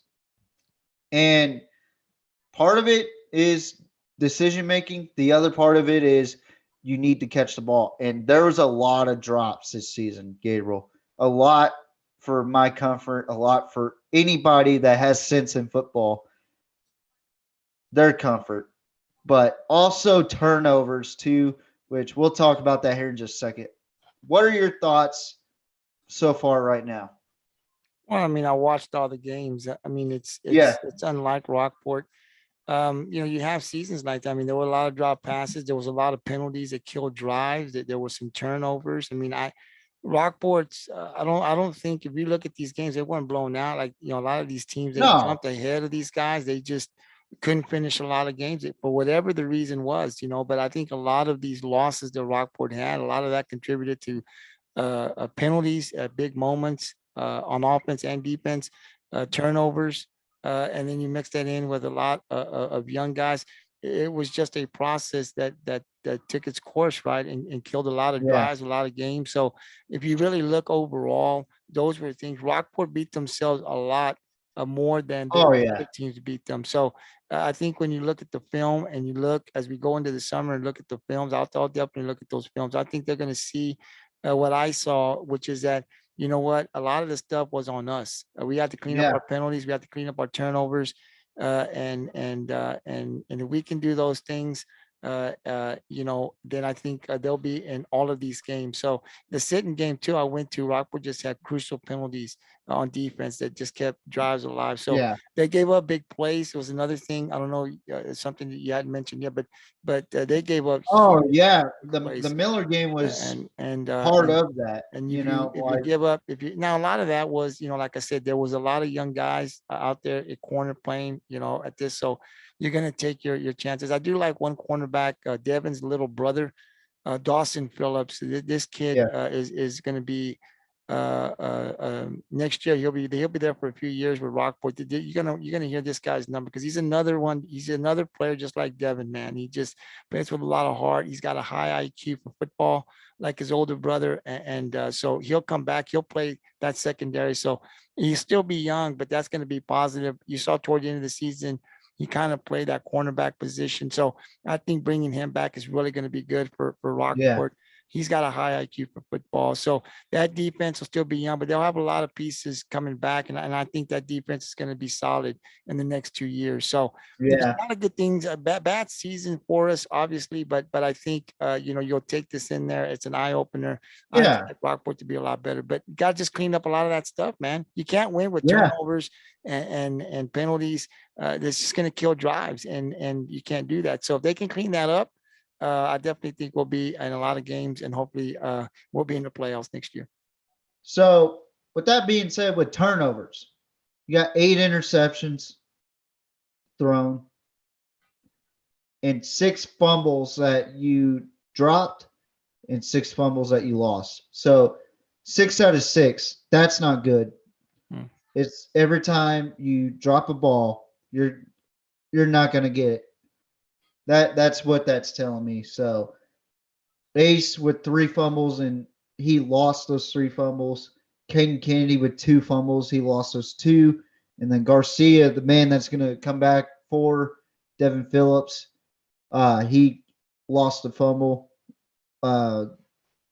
So 6 out of 6 fumbles. Yeah, you're not going to win games with 14 turnovers in the season. Yeah, I mean, absolutely. that may sound very low, but if you got 8 interceptions, either if it's the quarterback's fault or the receiver's fault, that's just not going to win you any games. And like you said earlier, Gabriel, it's a team sport. So 8 interceptions in general is not going to win you the game. And honestly, I hear a lot of criticism outside of the Gridiron, outside the Rockport coaching staff. There's a reason why the coaching staff has Ace as a starter. So I'm just going to leave it out here, Gabriel. There's no reason why anybody should say, take him out. No, there's a reason why they have him over that other guy. So leave it at that. I don't think there's another guy. I mean, I'm sure there is another guy. But we I mean, look, that was the first game, Gabriel. Well, that was the first game. Well, we talked about this too, where fans, they get emotional. They want to win, man. I understand where they come from. They want to win. But look, at the end of the day, it wasn't a good season for Rockport, but they got an opportunity with a lot of these players coming back next year. All you can do is try to ride it, work out hard during the off season, man. Put the time in, watch film, clean up what you think you need to clean up, and you can come back next year and you can have a great season. So, that's the way I always look at it. I always try to look at the positive and stuff. There's always going to be negativity there. And I try not to focus on the negativity. People are going to say and do what they want to do. At the end of the day, man, I love what I do, and we want to see all these teams succeed. Sometimes you're going to win, sometimes you're going to lose. And for Rockport, and we hadn't lost in quite some time, man. We have had an 8-year, I think, just of success year after year. So this year, Rockport, they ain't used to losing. I mean, they've seen success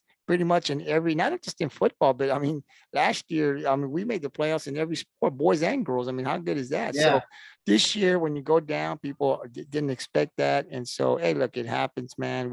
I'm sure the coaches will clean it up, and we'll have a better season next year. I can't wait for it, man, really. So I can take that bad taste out of my mouth. I can't wait till football season starts again. But overall, man, I really don't know what the collapse was. I don't even think the coaches know either, because if they did, they'd have fixed it. It just happens sometimes. So they'll look at this. It's the off season now. So the one thing I will say that Rockport does have, and that is those guys, like you talk about Devin being small, man. We've had small guys. The weight program here that we have here, man. It's unbelievable. It's unbelievable. It's like Ingleside, and they're just some tough freaking dudes, man. So that's one thing we got going for ourselves. We'll have that next year again. I think we'll be okay. At least I'm hoping we will be. But I'm looking for Rockport to turn it around next year and get back in the playoffs. We'll see what happens. Yeah, for sure, man. For sure. So is there any other stats on Rockport? Actually, defensive stats, if you want to go over that real quick. It's up to you. So there's one guy that's coming back that really intrigues me, and that's number 13, Garcia. This kid has 69 total tackles with 20 solo and 49 assists. You're going to miss a lot of seniors on defense. Devin Phillips, Martin. Devin Phillips with 69 total tackles as well. Martin with 61 total tackles. Dawson Phillips is fourth in total tackles. So that's going to be a big step up there. Dawson Phillips with 44 total tackles. Schmidt, he's a senior, number 32. He's got 40 tackles. Caden Kennedy, 36 total tackles for number 2. Alston, who's a sophomore, 32 total tackles. Jones, who's a junior, 24 total tackles. Rangel, who's a senior this year, he's got only 22. Blanford, who's going to be a senior next year, number 23, has 21 total tackles. Oliveris, 12. He's a senior leaving.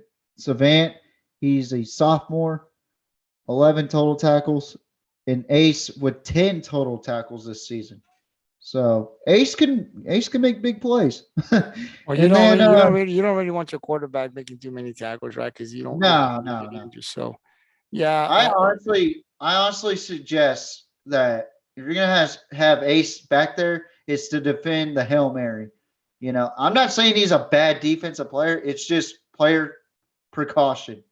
You know, Well, that's not his position. That's not what he plays. He's been playing quarterback, but and I think also too, man, like a lot of his focus kind of changed a little bit from being just the starting quarterback to, oh snap, I got to figure out how to to play this coverage. You know, for a quarterback that's played quarterback well in his first 2 seasons, and then just to shift over to both quarterback and corner or safety, if you haven't played those 2 positions and you're just now playing them, it's gonna affect you a little bit. So, well, I'll tell you what Rick Walker said on the Pirates call. Rick played quarterback and defense for Rockport, and what he said was that, you know, when you play defense, they're 2 different mindsets, right? And it's hard because on defense, you're hitting and you got that mindset where you're coming aggressive, right? And you're trying to get a play, you're trying to get an interception, you're fighting for the ball, you're fighting to tackle somebody. So a lot of bumping going on, and then you got to turn right around the next series, and you got to be as calm as you can be to try to run the offense. So he said it is a difficult job to be on defense, to be real aggressive, to get up for that position you're playing on defense, and then the offense, if you're the quarterback, it's a whole different mindset. So it takes some time, and I know in the time Ace has been in high school, he hadn't played a lot of corner, he's just been the quarterback. But I think one thing too about Rockport was that, you know, the depth, like you talked about, that they weren't as deep this year as they have been in the last couple of years. So you know, there's a lot of things that played into the season this year. Hopefully, you know, the coaches will get all that straightened out. But at the end of the day, we still got some talent there. So I expect Rockport to be really good next year and get back on track. So with that being said, that will conclude our podcast for this evening. That was the 4A Division 1 Region 4 District 15. Man, it was great. We've now finished the 5A and the 4A here in here in the Coastal Bend area. So this was really great. I really appreciate TJ you coming out here and working on these stats, because we're going to use this next year. So next week, guys, we'll now start moving into the 3A. Wait. You forgot one division. What's that? 4A Division 2 with Ingleside, Sinton. Oh, thank you very much. Orange Grove, That's right. We went with one. So we will do 4A. We only got one in the Coastal Bend, right? We actually got one, but we also talked about Bishop, Port Isabel, and Raymondville, and La Garula. We do have Bishop. So okay, so we'll have to do both of them. We have to do both of them because Bishop's okay. So next week we will do the Ingleside is the 4A. It's a 4A Division 2, but it's the district. What district is it? 16? District 15. District 15. So next week, guys, tune in. Thank you. I don't know what happened. Slipped my mind, man. I got a lot of things going. I got 5 monitors I'm looking at around here, but thank you for reminding me, man. I have with the next week here on the Gridiron, we will now go to the 4A Division 2. It'll be District 15, and this will be very interesting because you got the Ingleside Mustangs, which is TJ's team. You got the Sinton Pirates. You got the Orange Grove Bulldogs, the West Oso Bears. I think you got the Robstown Cotton Pickers. Hopefully, I'm not leaving anybody out. So next week, tune in. No, it's only just 5 teams. Thank God. Yeah. Yeah. It's only So 5 teams. they'll be going to battle next year again. So tune in next week to the Gridiron 64 Yes. as we recap the 2022 season on this district. The teams and season, TJ will do his thing. He'll talk about their schedule. He'll talk about the stats and what players to look forward next week. Man, does a great job out here for us for the Gridiron 64. So I greatly appreciate it. And like I said, tune in next week, man, because it's going to be good as we do the 4A Division II District 15 Coastal Bend area teams. Should be real interesting. We got some work to do. So TJ, thank you very much, man. I really appreciate your time. Thank you for coming out here and spending some time with me and doing this. This is going to be really helpful. So when we start doing our predictions next year, we'll take a look at this video, take our notes, and make sure that we know who's coming back. So we do this for a reason, guys. I know it's a little sometimes people it's a little long, but I've taken a look at this and we got to do this because it's going to help us being able to when we do our podcast next year on the Gridiron, we know at least now we're getting a head start as to who are some of the players that we need to look towards and talk about next year, as the Gridiron is also about giving exposure to these kids who rightfully deserve it and have big games. So with that being said, TJ, I will give you the final word, man. What do you want to say before we call it a night? I'll go get something to eat real quick. All right, my final thoughts. Okay, so you've heard about what happened with Ed Reed and Bethune-Cookman, right? Gabriel? You're talking about college and what they did with him, and he quit and all that other stuff. They didn't lead Yeah. up. They didn't honor the contract or something like that. So what happened was, as soon as Ed Reed got there, he wasn't even actually hired on just yet. Like they hired him, but they didn't go through the process yet of getting him onto the coaching staff and the school board and all that. So what happened was he was going through Bethune-Cookman, which is an HBCU. We all know because Deion Sanders tried to help out Jackson State, and look where they got to 27-5 record with a 2 conference championship games or two conference championships under his belt with Jackson State. Then he goes on to Colorado. So now Ed Reed gets hired on to Bethune-Cookman, and you could see my full reaction to this on the Pigskin Mafia podcast. That's my lone podcast on YouTube where I give my thoughts on the whole situation. So he went around picking up trash on Bethune-Cookman. Gabriel, when I tell you that he was angry at the fact that they left trash in his office, that's an understatement. He was throwing some F-bombs. F-bombs. This is BS bombs, all that. And you could just tell he really cares about his team and the school too, because they're picking up trash. You know, it's a good start for Bethune-Cookman, you would think. But due to that video, they fired Ed Reed. They fired him because he exposed how Bethune-Cookman really is, how Bethune-Cookman really operates as a administration. So then he has this is where I kind of just put on the video for about 5 minutes of the video of him telling the team that he's no longer a part of Bethune-Cookman. 25 days of being part of Bethune-Cookman, and he's already gone because he's trying to help out. So if there's any coach that cares about his team, okay, he might have done wrong by throwing the F-bombs and pointing out the obvious, they left trash in my office. I totally understand where he's coming from. He probably shouldn't have pointed them out. But they did him dirty. They did him so dirty, Gabriel. They should have just talked to him and been like, look, I get it. You're trying to help us out, but don't point us out like that, please. But what Bethune-Cookman was crookish, so now they are known as Bethune-Cookman.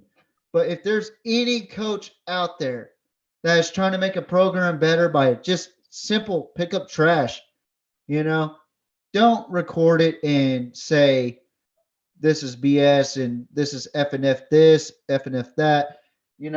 That's that makes you look bad, that makes the school look bad. But at the same time, the school should have gotten this cleaned up. So he was exploiting the truth in his best interest for the team and for the school, but he did it in a wrong fashion. Right. So my thought is this: they should not have fired him because now the whole school's on protest. The students, the student athletes, everybody's on protest because of the fact that the administration fired Ed Reed for fixing the problem instead of just shutting up and just coach. So I feel like there's a lot of that going on, Gabriel, even in the high school level. I just wanted to put that out there, so Yeah. just I mean, just a topic at mind that relates to high school because honestly, Gabriel, it happens in the high school oh yeah. level. Oh yeah. Let's be honest. Yeah. And school boards and school administrators are known to be crookish. But it just so happens that Bethune-Cookman was the one that was exploited by a coach that was hired on for 25 days and then they fired him. Yeah. So to me, that's very crookish of a school. Instead of fixing their own problem, they just cause another problem by firing the guy that exploited them. You know what I mean? And he's not exploiting them to just be like, don't come here. He's telling them, hey, y'all need to do better. He even said that in the video, do better. So what's your thoughts on that? Well, I hadn't read the whole story. I mean, I think like you said, I listen, I'm a right is right, wrong is wrong guy. That's I am. So when I see something bad, it bothers the hell out of me. I've had to learn how to just, handle things the right way. Yeah, And calm my nerves about it and not. sometimes it works right. And sometimes it doesn't. I've learned over the last few years. It's just I can control what I can control. I don't let it control me. But I'm a Yeah, guy that's right is right, wrong is wrong. I see something. If I know it's wrong, don't do it. If you know it's right, do it. I mean, it's as simple as that for me. A lot of people, and I've been like that all my life. So I didn't start yeah, here 10 years ago. I've been like that since I was in school. yeah, But moving forward, there is a way that you handle certain situations. And I think emotions, I think people make mistakes. It doesn't really dictate who you are. We get emotional. I've said some things in the past that I didn't mean. And I've had to yeah, learn how to just, control myself in certain situations. And I'm still learning to do that now. So I think for Ed Reed, I didn't read the whole story, but from what you just said here, the F bombs, I'm not sure why he got fired, but that stuff would make anybody mad, I think. But at the end of the day, it's how you handle it. And anytime you're videotaping something, you're getting real close to crossing the line. I know what his yeah, thoughts, the process is, but people are going to see that differently. So I've worked with companies before that I didn't agree with their policies. I didn't agree with the way they did things. I had a hard time, working with kids. There was a lot of things that it was my job to put things in place to help the places where I worked become better. That's what they hired me for. And sometimes, I didn't agree with what my bosses said. I had a hard time yeah, doing things that they told me to do that I thought, I'm against that. I don't think that's right. But they hired me and they're paying me. And I had a choice if I was going to stay there because they didn't have me there by gunpoint. Then I just had to shut my mouth and do the best I could do. Right. yeah, If I didn't like it, then I could always walk out. Nobody had me there. So, that's the way I see it. And I eventually ended up leaving. But at the time that I was there, I respected their policies because I was an employee there. And I represented them. And so whether I agreed with them or not, and I was pretty high up there in the administration, right? I just had to do what I had to do. I understood that I was an employee there. Once I was gone from yeah, there, I didn't like it. I found another job, and until I could do that, I left. So I think for Ed Reed, that was the thing for him. You were an employee there. Now you said that he wasn't technically hired on. It was verbal. Yeah. He was already So working there, but I don't know how that works. I mean, technically, you're not an employee there, even though they told you, because till you sign the contract, you're an actual employee. yeah, that's what it basically boils down to is they didn't sign the agreements or the contract of him actually being a coach. Now there's an announcement that he's hired on. You still got to go through a process of being hired on. You know what I'm saying? So for Yeah, big I university, I for saw big universities like Texas, they do that. They do that quick. right away. You know. Yeah. Well, I saw him They, talking. I saw Dion and him having that interview, that talk that they placed out there. So I mean, Ed Reed's a great guy. I mean, he'll bounce back. I mean, oh, for it's sure. it's a He's definitely getting a job. it's a I would learning much. yeah, it's a learning experience for them. And like I Yeah. said, man, we all make mistakes. I think we judge too harshly, man. Really, I mean, there's certain things that you can't let go. But a lot of this stuff, people, we're humans, man, and we make mistakes. Everybody Yeah. deserves a second chance. But we crucify people, man, when we do stuff. So you got to be extra careful. I mean, when we're here on the podcast, I spend a lot of time. I just don't get on here and start blabbing, man. I look at situations, topics that I'm going to talk about. And Yeah. when the Cowboys lost yesterday, I wanted to get right on the podcast. That's what I was scheduled. And when they lost, I said, man, I'm not going to get on there because emotionally, man, I'm just all over the place. I'm pissed off, man. I'm mad that they lost. It's not the best time for me to be on here. Let me go back, Yeah. regroup. And I was able to do it a little bit better. So, we're humans and we make mistakes, but even us on the podcast, we got to be careful how we say certain things. And, we got to, when we're commentating games, especially, in the heat of the moment, man, you're in there. So, you see something and you may blurt out a word that people will hear and won't like, right? You got moms, dads, uncles, brothers and sisters, grandpas that Yep. are listening. So that's why it's real important to be very respectful because you got different type of people that are watching, right? So it's your podcast. You want to be as respectful as you can be, right? So all Yeah. those things play a part, man. But believe me, TJ, I'm still learning. I've gotten a lot better, but I'm still a work in progress, brother. So with Ed Reed again, man, it's bad. I think they lost a great guy, but obviously the school felt that that's just what they needed to do. Ed Reed will land on his feet somewhere. I can almost guarantee you that. Oh, he's already gotten. He's already. Dion's already welcomed him in open arms. Whenever he's ready. So that's good. imagine Dion and Ed Reed on the same coaching staff, or really Ed Reed under Dion's coaching staff. Yeah, be good. It'll be good. That would be the most dangerous secondary in all of college football. You already flipped that I think his name is Nelson. From he was originally going to go to Miami, but he flipped over to Dion. Yeah, that's what I'm saying. A lot of these players. I was Yeah. talking to a guy at work, and I said, "Listen, man, Dion's got a connection with these cats that other coaches don't. They trust him.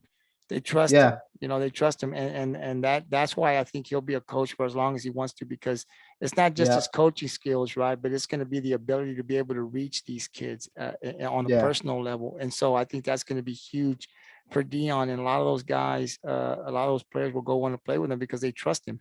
So it's going to be big. It's going to be interesting to see what he does in the next 3 or 4 years if he stays in Colorado, where he goes. But again, man, the topic, I mean, you want to talk about it, I have no problem with that here. That's my take on it. We got your take. So we'll continue to follow the story and see what goes on, if anything else should come out of this. But thank you for coming on, man. It's the Gridiron 64. Remember, next week we will be back. Next week, TJ will let me know here in a couple of days what day he'll be available. We'll record it and upload it, and we'll be talking about the 4A Division 2, District 15, you said. Is that correct? Yep, that is correct. That's the Ingleside Sitting and all those guys. So it'll be really interesting. We'll have to do our work. And then, of course, this video here will be uploaded here later tonight. So you can catch it late tonight or first thing in the morning.